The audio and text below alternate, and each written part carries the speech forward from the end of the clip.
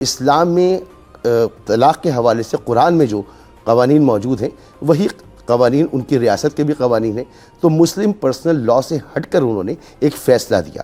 تو آج کل بہت اس پر بات ہو رہی ہے، تو سوچا کہ یہیں سے ابتدا کرتے ہیں۔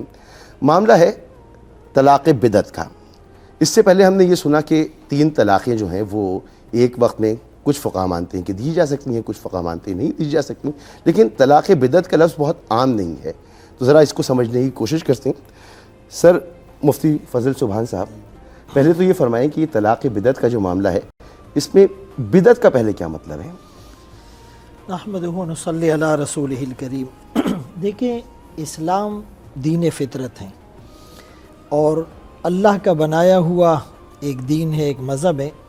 تو اس کی ہر چیز میں بہت ساری حکمتیں ہوتی ہیں۔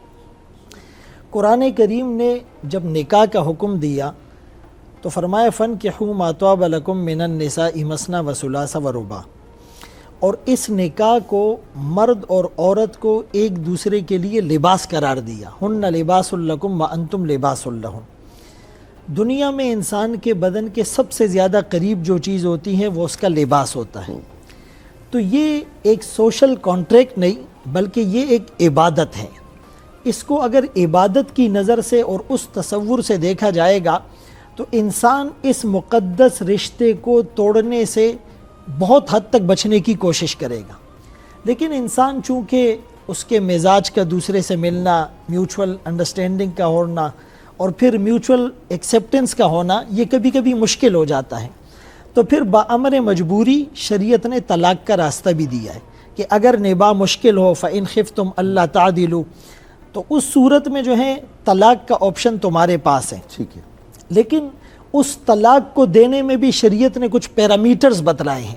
کہ جس طرح یہ نکاح تمہارے درمیان باہمی اتفاق سے ہوا تھا، مودت کا، رحمت کا ذریعہ بنا تھا، تو اس کو ختم کرنا بھی ترتیب اور حکمت کے ساتھ ہو کہ کل کو ایک دوسرے سے نظریں ملائی جا سکے، خاندانوں کے درمیان انتشار و ناچاکیاں نہ ہو۔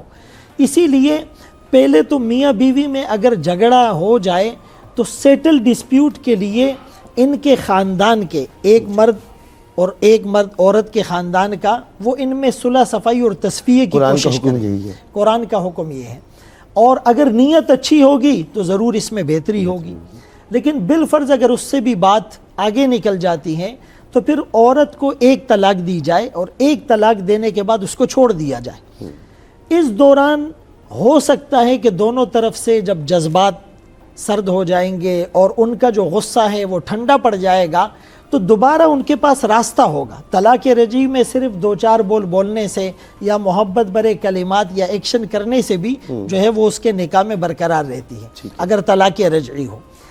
لیکن بالفرض اگر اس کے بعد بھی ان کی ترتیب نہیں بنتی تو پھر کچھ عرصے کے بعد دوسری طلاق دے دے، پھر کچھ عرصے کے بعد تیسری طلاق دے دے۔ 3 طلاقیں ایک ساتھ دینا شریعت میں ناپسندیدہ ہے، اور یہاں تک رسول اللہ صلی اللہ علیہ وسلم نے فرمایا کہ ایلعب، کیا اللہ کی کتاب کے ساتھ کھلواڑ اور کھیل ہو رہا ہے؟ میں تمہارے درمیان موجود ہوں اور تم اس طرح کے عمل کر رہے ہو۔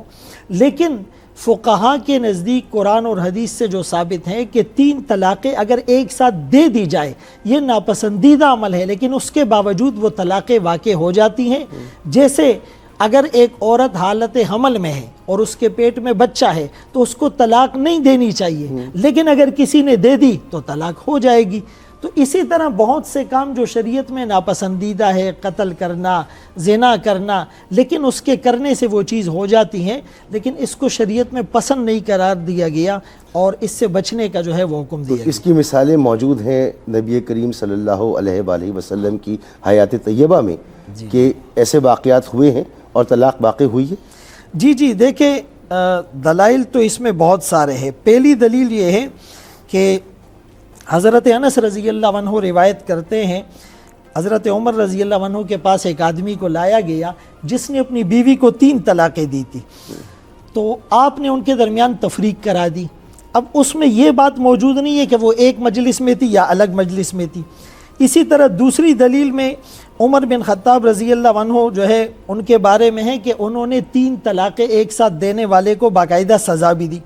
حضرت عثمان رضی اللہ عنہ کے پاس ایک شخص آیا، کہنے لگا انی طلقت امرأتی 100، میں نے اپنی بیوی کو 100 طلاقیں دے دی۔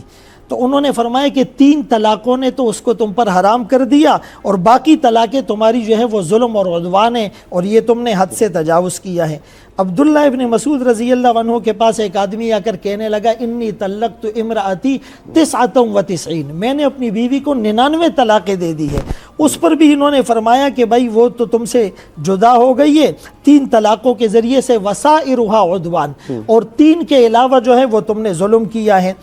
اچھا، اسی طرح عبداللہ ابن عمر رضی اللہ عنہ کے بارے میں آتا ہے، عبداللہ ابن عباس رضی اللہ عنہ کے پاس جب اس طرح کی بات آئی کہ کسی شخص نے اپنی بیوی کو 3 طلاقیں دی، تو انہوں نے کہا عصیت ربک، تم نے اپنے رب کی نافرمانی کی ہے اور تمہاری بیوی تم پر حرام ہو گئی ہے۔ تو اس طرح کی بہت سی روایات ایسی ہیں کہ جس میں 3 طلاقیں دینے کے بعد اس کو 3 ہی کنسیڈر کیا گیا، 3 ہی سمجھا گیا۔ اور حضرت عمر رضی اللہ عنہ کے دور میں صحابہ اکرام رضوان اللہ تعالی علیہم اجمعین کا اس پر اتفاق ہوا ہے، اور رسول اللہ صلی اللہ علیہ وسلم کی حدیث ہے کہ اللہ امت محمد کو، اور ایک جگہ فرمائے امتی، کبھی بھی میری امت کو گمراہی پر جمع نہیں کریں گے۔ سورہ نساء کی ایک آیت ہے وَمَن يُشَاقِقِ الرَّسُولَ مِن بَعْدِ مَا تَبَيَّنَ لَهُ الْهُدَىٰ وَيَتَّبِعْ غَيْرَ سَبِيلِ الْمُؤْمِنِينَ، کہ جو بھی رسول کی مخالفت کرے گا ہدایت واضح ہو جانے کے بعد، اور پھر فرمائے مومنوں کے راستے سے ہٹ کر چلے گا۔